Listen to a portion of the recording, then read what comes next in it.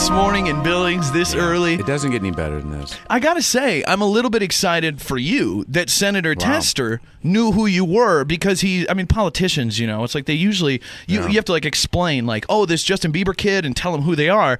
He was right away, like I walked right in and he said you were funny just standing there. Oh, yeah. He's like, I didn't have to do anything. It was funny just being there. I love him. He's like, Tim Meadows is here. Yeah. We met earlier this morning. That's what he said. Yeah, he said he met you nice there and he was very excited, but he knew who you were, which was surprising to me, because senators are usually they have to get like a note sheet to know who anybody is. Yeah, they meet a lot of people. Yeah. I'm like that too. Also, pretty girls are like that. They meet a lot of people. Exactly. So they don't remember any of them. Yeah. That's a problem. But you know what? He's a nice guy. And is he a Republican or Democrat? He is? Democrat. Oh, excellent. I could almost tell he was Democrat. Yeah, because he's cool. Yeah, because he's cool. He's like really... Because money wasn't falling out of his pockets as he spoke to you.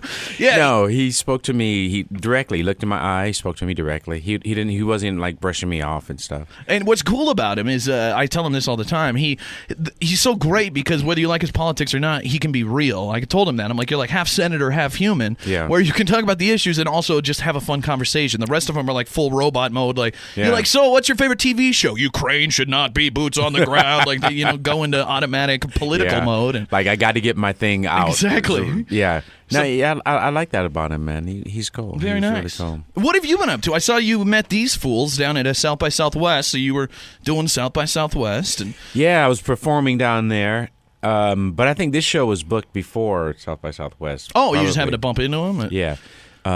Usually Lucas books these shows like 2 weeks out, and he's like, really? literally, can you come like next week? Like, what do you have going on? Yeah, promotes it like that. So I figured he just booked it. Well, I'm sure telling people it's Billings, Montana. You got to sort of prepare to come here. He usually sells the tickets in advance. Like, he'll advertise like Kevin Nealon coming next month, and sell it out, and then tell Kevin Nealon, I have 4 sold out shows. You probably should come to Billings now. Like, fulfill the deal. Your That's face how is the on mob the works, doesn't the mob is like that, right? That's Lucas is the mob of comedy. Yeah, nice. Yeah, he rolls like that. So what did you think of Billings, Montana? I mean, I'm guessing you have not been here before. No, I have not been here. Have you been to Montana at all?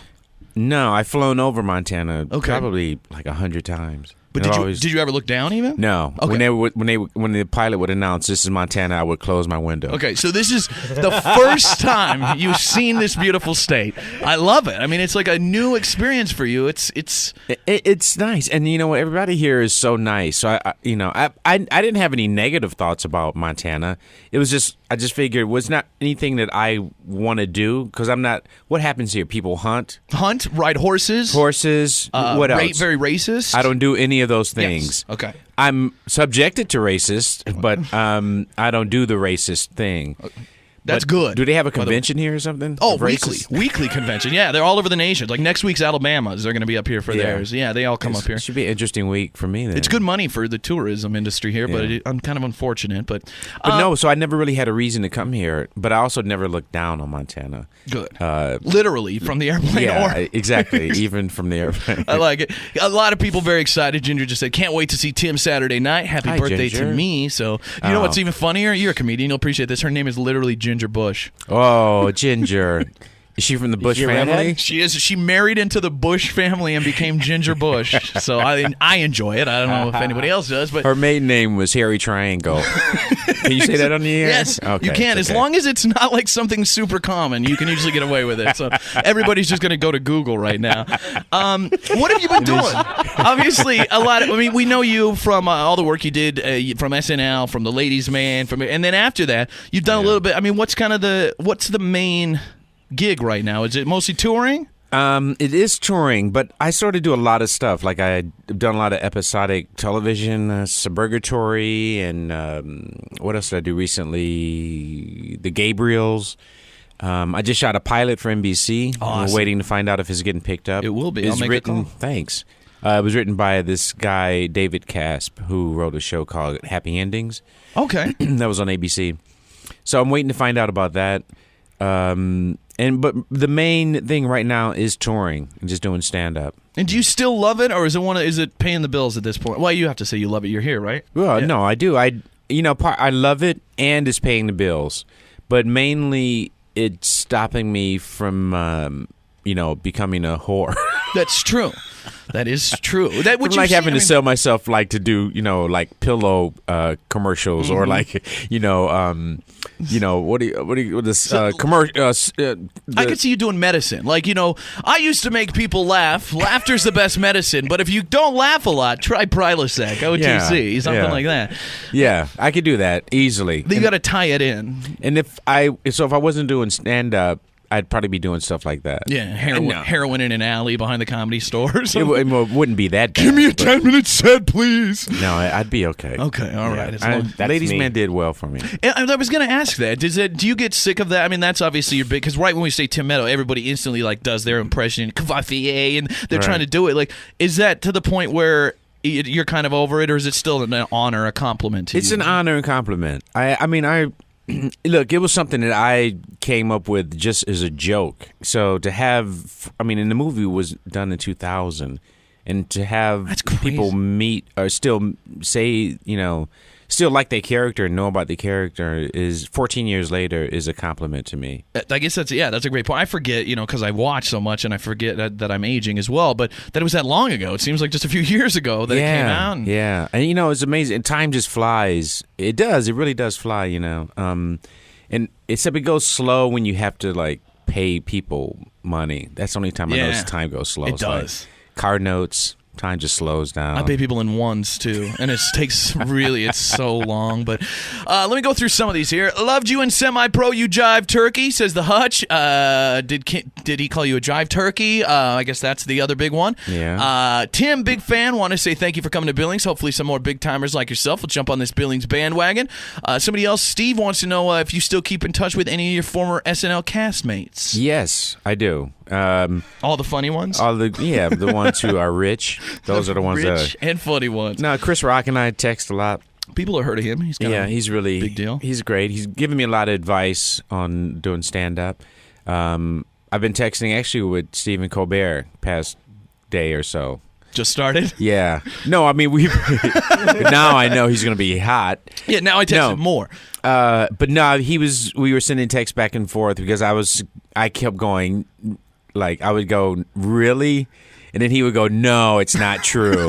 And I went, seriously? A few hours later, and he was like, no, it's just a joke. And then, and so I was going to text him this morning and just go, A day later. Sure, yeah, really? Come on, man. Tell me what's going on, even though it's been announced officially. Where's the punchline? I'm waiting for it. That's awesome. I'm really happy for him, man. I am too. He's great. Yeah. And a lot of comedians I see stepping out on Facebook and stuff, taking on the haters they're like, if you don't think he's funny, you do not understand comedy and shouldn't be watching late night TV anyway. Yeah. You know what? The thing that's sad about it is that the Colbert Report won't be on anymore. Yeah. And people don't really understand what a genius character that is, because here's a guy who's using his real name.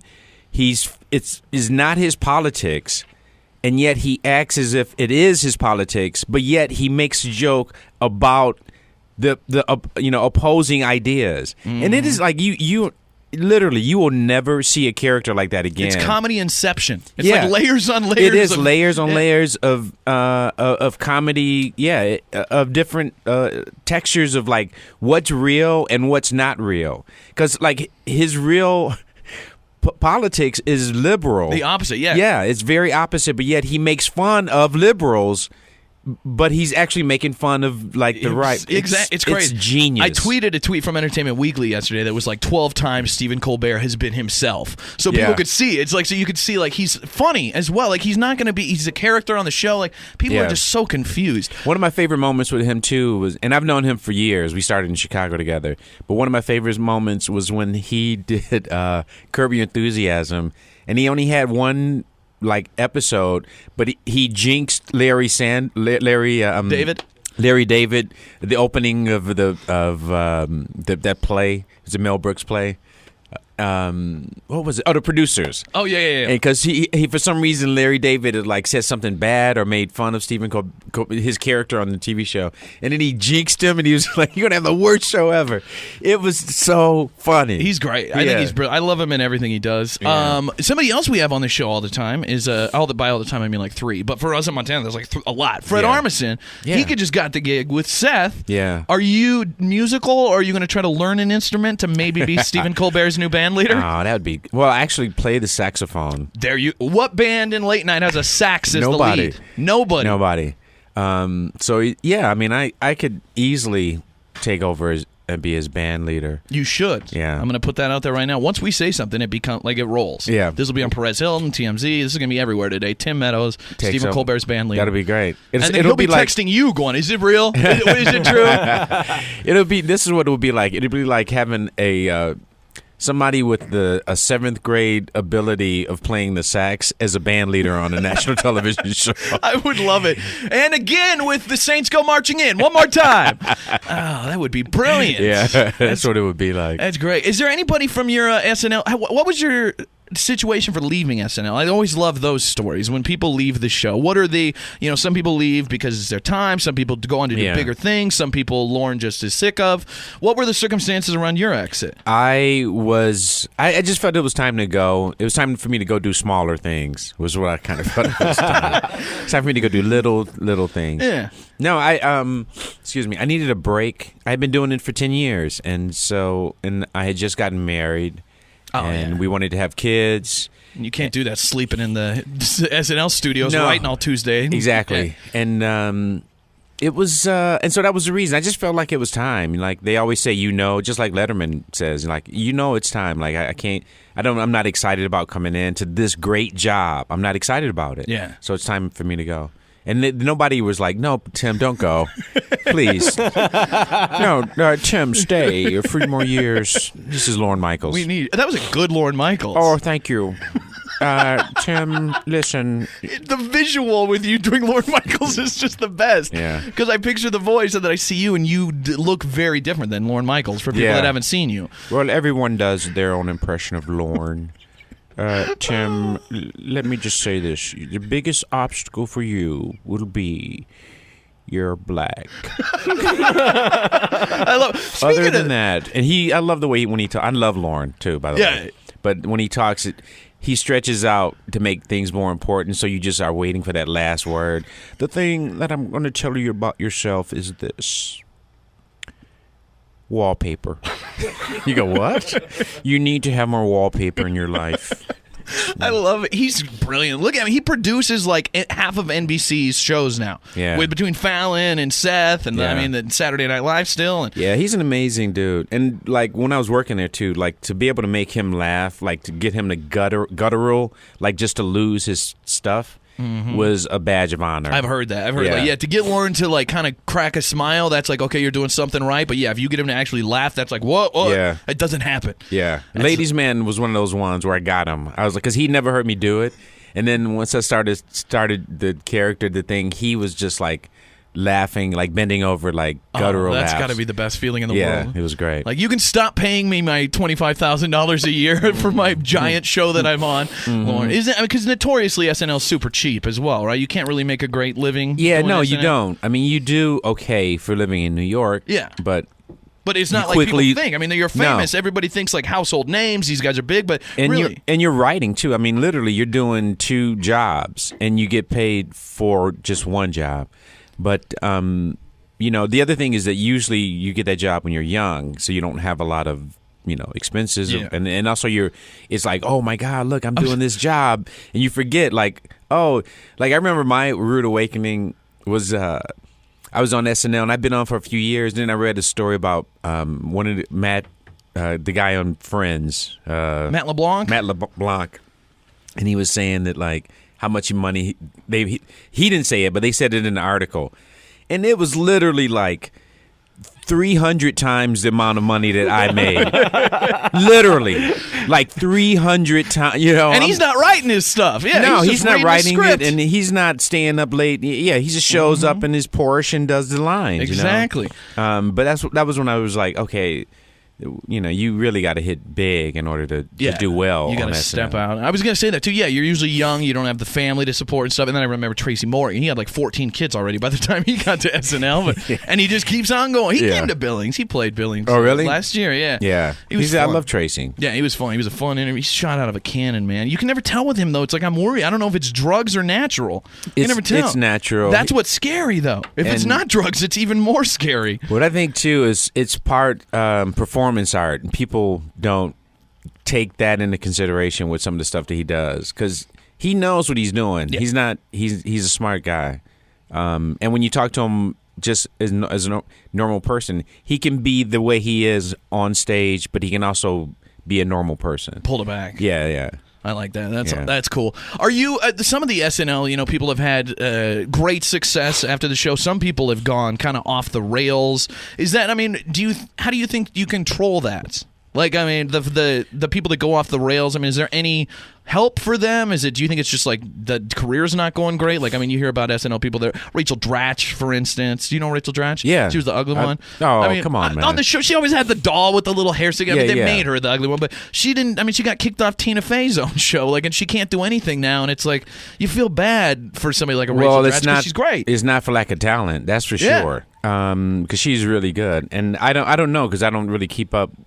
You don't keep up with Rachel Dratch? Well, I don't. I mean, I love Rachel, but I don't. Yeah. She's not one of my closest friends, but I love working with her. I've improvised with her before, and and we have a lot of similar friends. And I love her. I don't know what she's doing. I don't know. I think partly to honestly, some women, when they have kids, and if it sort of changes things for you. And it happens to men too. Like, once you get, for me, when I got married and had the first 2 kids, everything slowed down, because it was like, this thing is real. I got to be here for this. And so you start making choices because of that. And sometimes the choice is to not work and to not, or to not do projects that you don't have a lot of stock in. Yeah. So she could be taking a break or whatever. So yeah, we might see it as like, oh my gosh, she's not doing anything, and really it's like she might be living the dream life right now. She's I know she had a baby, so I know she's got that going on, but she is really, really talented. That's really awesome. Funny. Yeah. I think so too. That's why I was so sad to see. I'm like, come on, man, there's got to be a place for her on TV. And I think actually, if you Google her name, I think she just did a pilot for somebody. That'd be cool. Yeah, I need to see her in something, because I think she's fantastic as well. There she is, right there. Hey, Rachel. Oh my gosh. No, that's the male version. That's our friend. But what did you think this season with all the being an African American yourself, correct? Right. With the whole drama over everybody giving Lorne such a hard time about the lack of black. Well, first of all, what do you think about Keenan deciding that he refuses to play black women, like taking a stand like that? Is that noble, or is that kind of a cop-out as a comedian to say, well, I'm going to take a stand and, like, I won't play the fat guy anymore because I'm fat and I don't want to be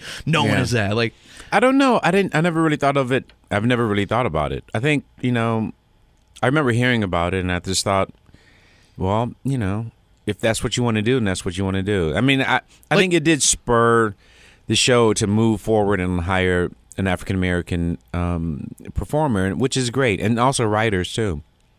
So I don't think it was a negative thing. Yeah. So you're not going to call him out and say, like, I should go back on the show and replace that comedy pussy? No, I would never say that. I love that dude, man. He's funny. He is funny. He cracks me up. My favorite thing he does is that French comedian that he would do on Update that would just have all of those, like, French punchlines. Yeah. I love that too. And how good is Jay Farrell, man? Yeah, that guy is incredible. I mean, those impressions and stuff. That's one of those guys that comes out of like a comedy machine. Yeah, and it's good with Jay is that he's gotten.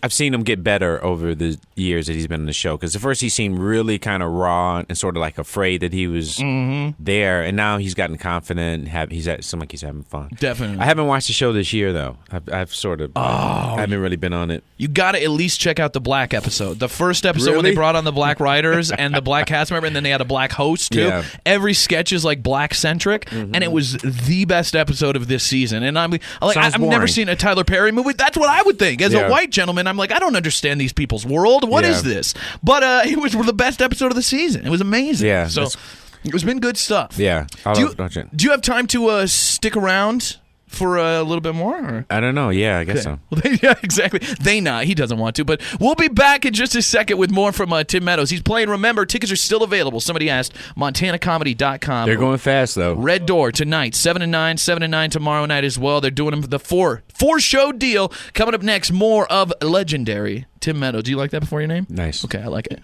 But nobody commits to it and actually like brings their own cowboy hat or saddle with them. Just thinking I thought I'd need this. Like it was a golf clubs or something. Like I figure we're going to go riding this afternoon, right?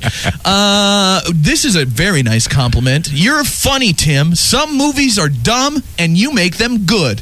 Wow. Thank you. Some movies are dumb, and you make them good. So.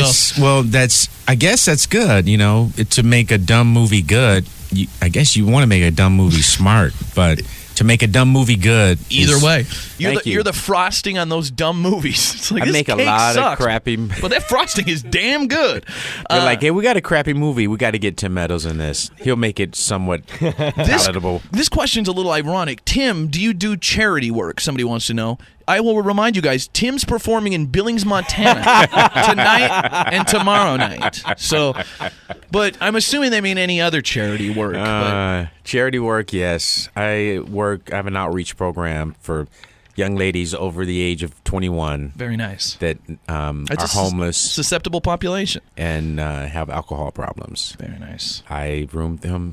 Free room and board. I bring them into my place. I groom them, work them out. Keep them warm. Get them warm. And then find their parents and get them back home. And then release them into the wild for $150 an hour until they come back and pay me my $125. I do charity work. I do a lot of benefit things. I contribute a lot to Doctors Without Borders, which is a really great organization.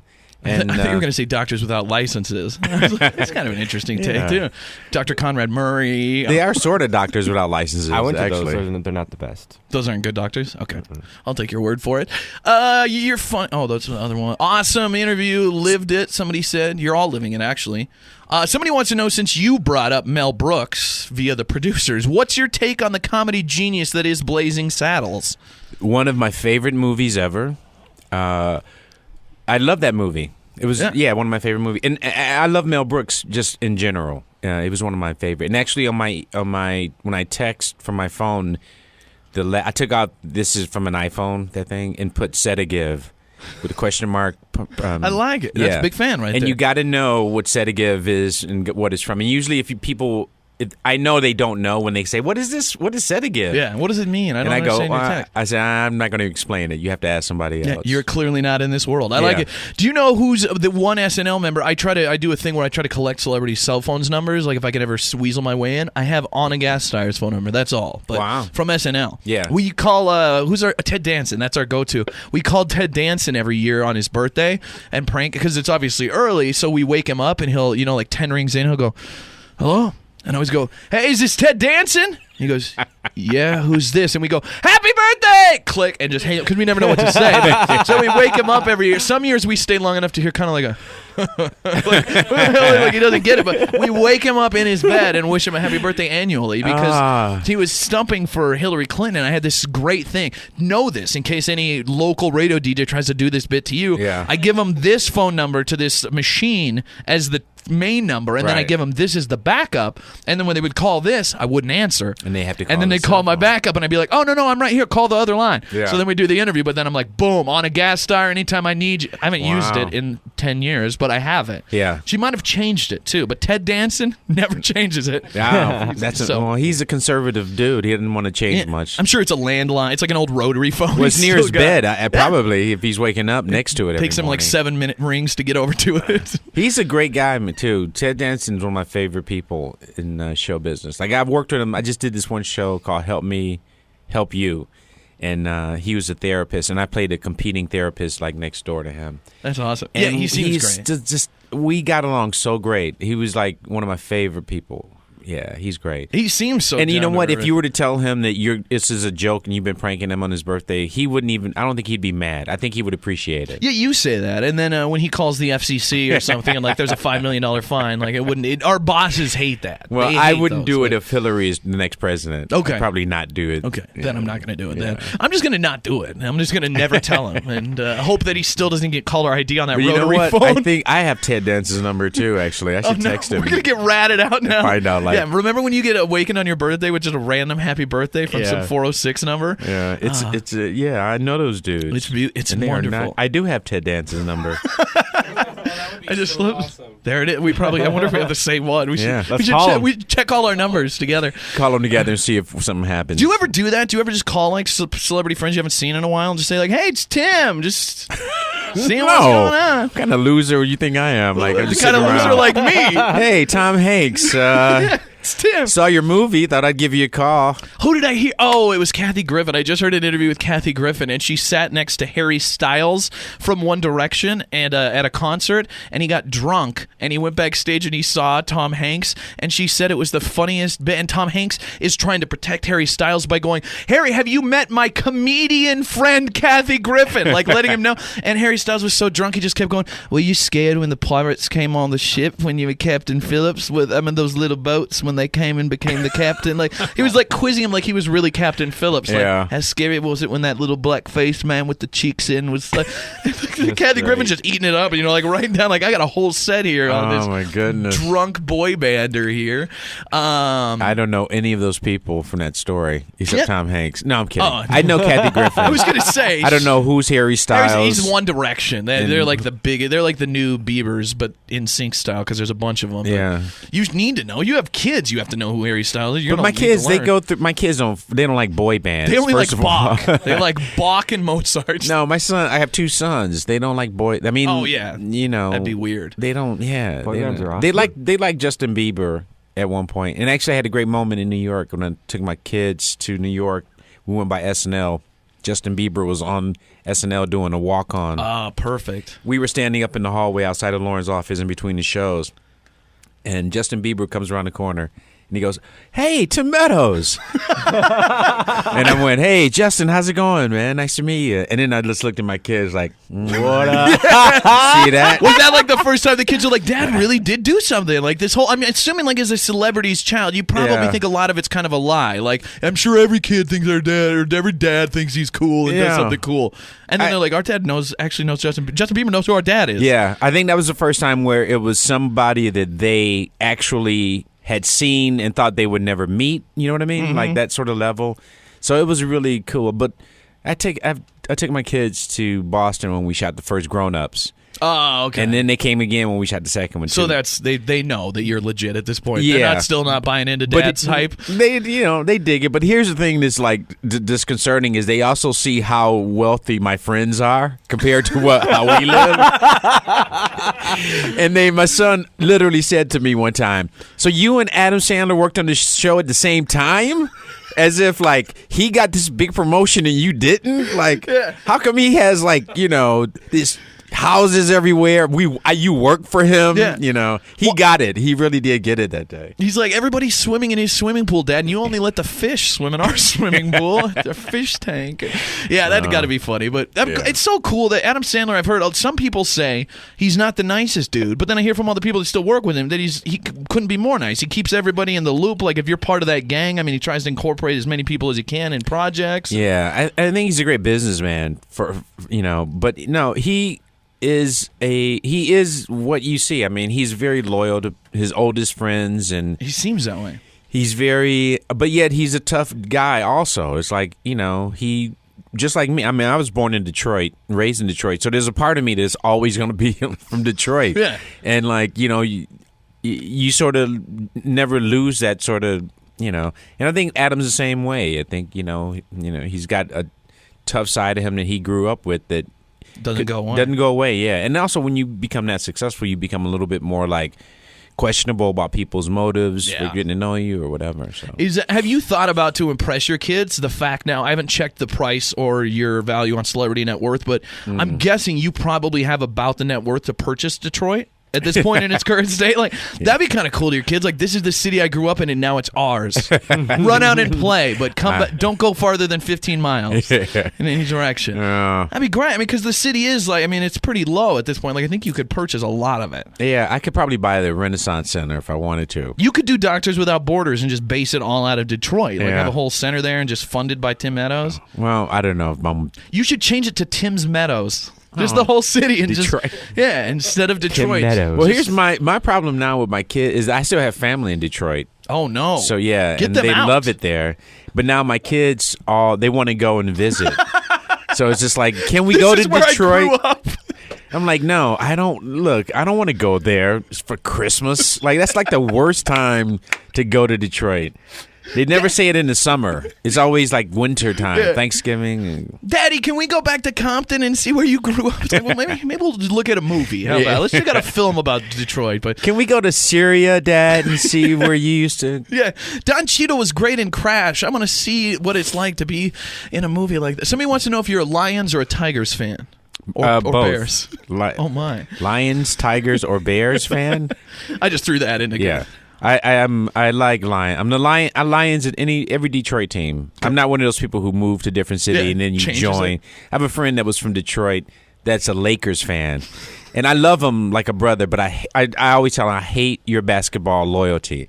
Like you gave up Detroit, and he'll root for the Pistons when they're doing good. Yeah. But he'll root for L.A., the Lakers.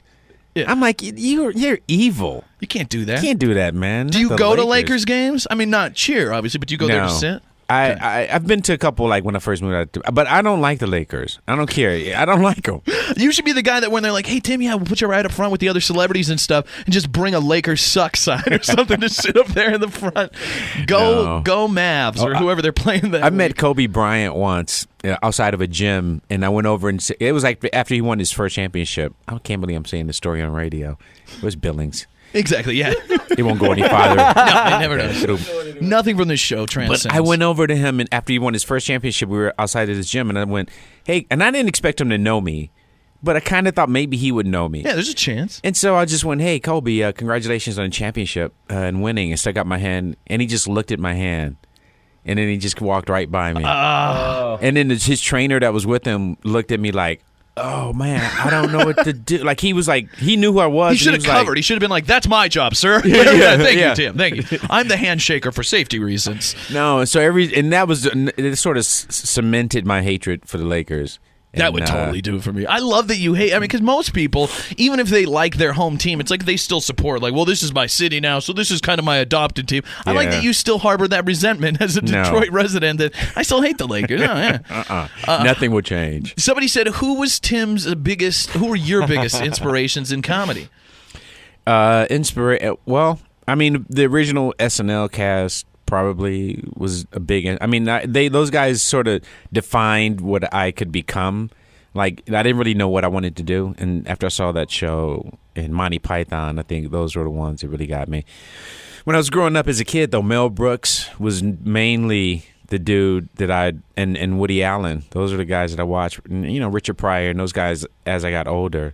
But just as a kid, Mel Brooks movies were like accessible, and they were silly. And they seem sort of sexy and edgy, you know, like in Blazing Saddles, that one where she's bouncing her boobs and Mel Brooks is sitting next to her and going, la, la, la, la.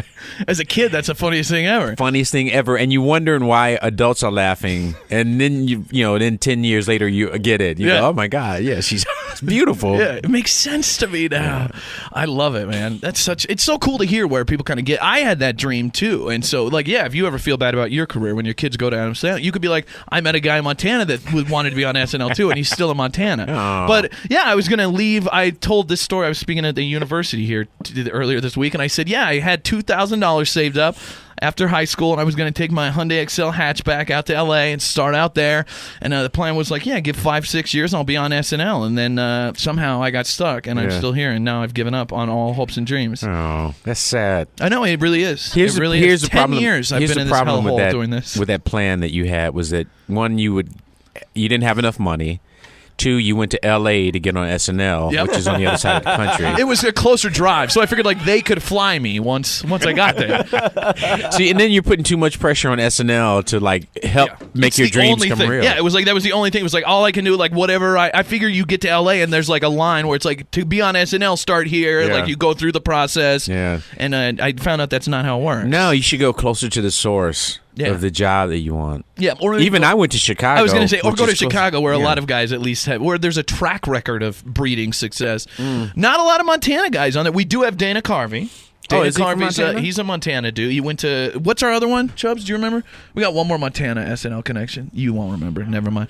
Dana Carvey. Dave Koechner? No. No, but we do J.K. Simmons, who's in a lot of stuff. The bald guy, he was the, you probably would. He's the All-State guy, but he went to University was in of Montana Spider-Man. as well. Yeah, he's a funny dude, and he went here. So Great. We've had some people have come from Montana as well. All a right. basketball coach. Oh, I forget about this little Asian fellow too, and Lucas Seeley. Lucas Seeley, don't who you forgot to mention is one of your current comedy inspirations. Yeah, did I forget to mention? You that? did forget to mention and you that. say but- some basketball coach, the legendary who Tim Meadows would hate, Phil Jackson. Oh yeah, yes. He lives here, or is he Good from reason. here? He was just from here. We made him leave. I thought he was from Williston. I don't listen. I don't know what he's saying. I don't Yeah, believe Williston, North anything he's Dakota saying. has a big sign outside their high school that says "Home of Phil Jackson." Oh yeah, I don't know. I don't. But believe he anything lives. says. He's his family's from here. Oh okay.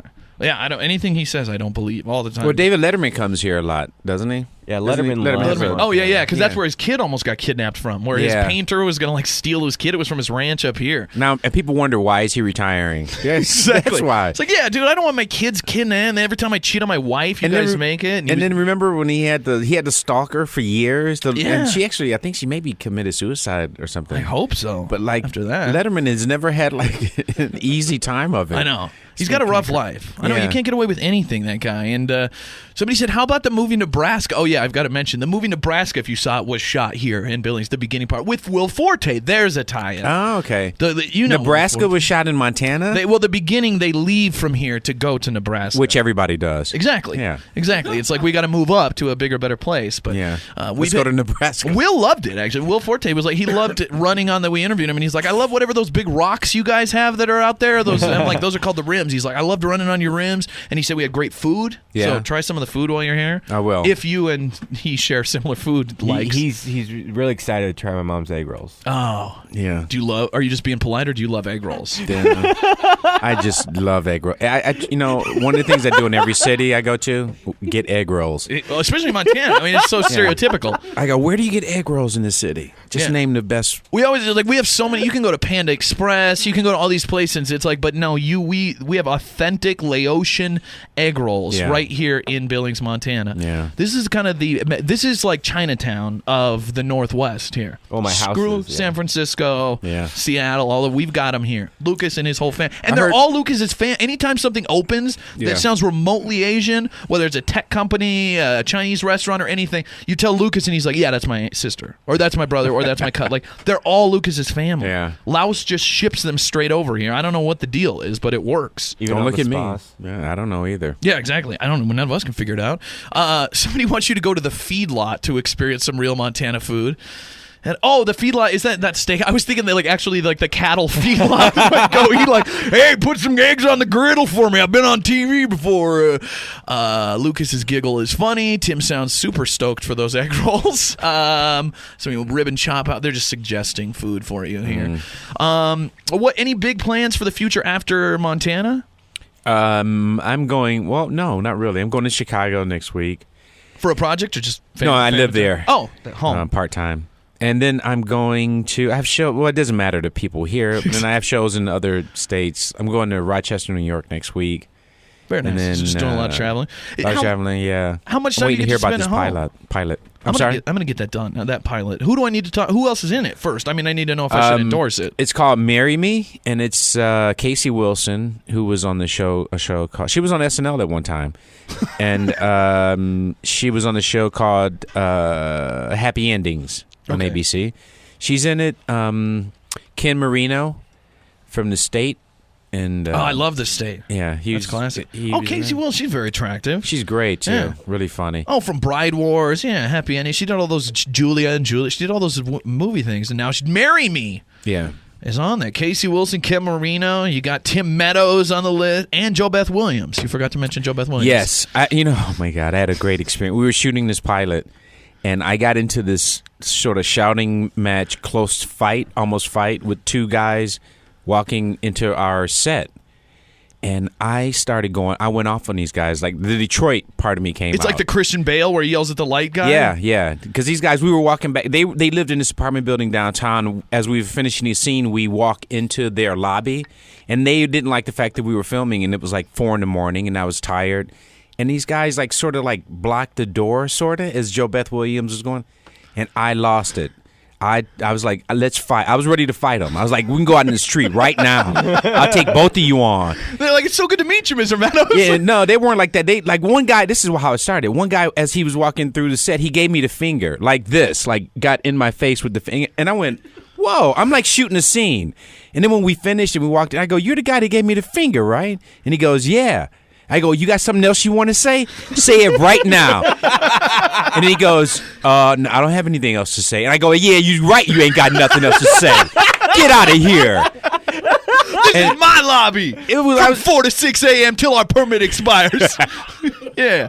And so I got into it with this dude. But Joe Beth Williams quietly tapped me on the shoulder and was like, come on, Tim, let's go back outside. Come on. And by the way, she's from like Kramer versus Kramer. In the 70s. Like, this is an older gal. She's done her time. Yeah. And she had to see me like literally spitting, verbal assaults at these two guys. And I only met her like a day before. I love it. And she was just like, come on, Tim. Come on, let's go outside. We can do it. We can handle this night. Please don't kill these guys. Oh, I love that, man. That's a fantastic story there. So I love it. That's proof that you do have that Detroit side that comes out. Yeah. I'm not going to piss you off. No. I've only had one comedian ever that I've pissed off. Like, every comedian's been because I like to riff, with them. The only comedian ever, and you're going to hate it too because you mentioned you're friends with Bill Engvall, but I was interviewing Ron White, and we've had him on a few times. The first time I had him on, it was probably 8 years ago, way back in the day when I was starting out. I tried to make a joke about Jeff Foxworthy or something, and I said something like, who, in your opinion, is funnier, Jeff Foxworthy or a rock? I mean, it was something funnier than, it was actually like a decent line, I thought, at the time, but it was something just where I was trying to make fun of Jeff Foxworthy. I figured he'd be like, shut up, man, Jeff Foxworthy's great. He sold this million, and he just went like silent. And he's like, I'm not even gonna like. I don't know why you think that's funny. And I'm like, it's so awkward to like think like we're gonna have some fun here and riff and we're gonna crack Joe, and then when you literally like just piss him off, we're like, no, I'm done with you. It's like, all right, well, we'll see. He's playing tonight. Yeah. Go see him. And how do you did you go back and go, oh, I'm just joking? I think I did. I think I was like, I'm just kidding, man. And then I just moved right on to be like, man, how crazy is it going to be that you're going to be on that? You just quickly try to change that so they get confused. Like, because I didn't do that, though. You insulted Rachel Dratch, and I didn't get quiet on you, did I? Well, and I kept talking. You did. You just looked at me with that face like... If you knew how many times I slept with the girl you just called the ugly girl, yeah.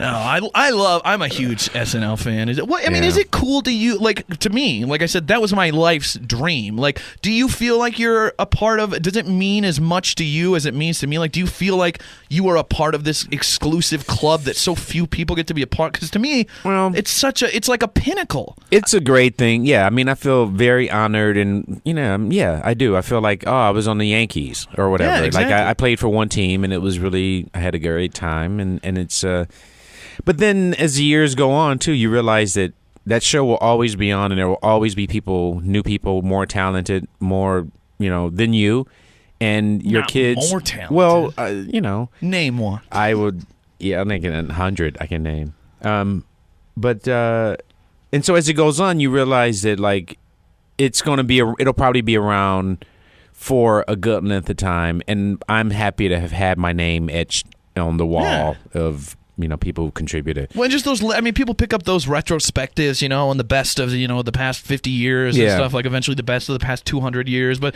like when they pick those up, it's cool to know that you're a part of that. Like people look at it as this comedy institution, and your sketches will show up in that. Well, another cool moment for my kids was they just happened to see one of those documentary SNL 90s retrospective. And then they saw me talking, and they saw people talking about me, and they saw, and they sort of put it into perspective because they had no experience of that life because I was gone by the time they were born. So for them to see Sandler talking about me as an actor, or see Will, it's like, oh, my dad was part of something, something pretty cool. My dad's not a liar like we thought. Have they tried to pull the? Do you know who my dad is yet? Like, do they pull that out ever? They tried to get any special treatment or asked you anything like, can't we sit closer because you're famous? Yeah. No, they have not asked. In fact, they don't. And I love this about my kids. They don't like the attention when it's just the three of us together. I hate that, but that's like girlfriends with me. Like when we go out, people come up and be like, Big J, and the girls always hate it and stuff. And I'm like, they're just fans. Like, come on, man. Yeah. Well, it depends on if it's women, they come up to me, I'm just like, shut up, kids. Be quiet while I talk to this Daddy's chick. got some work to do.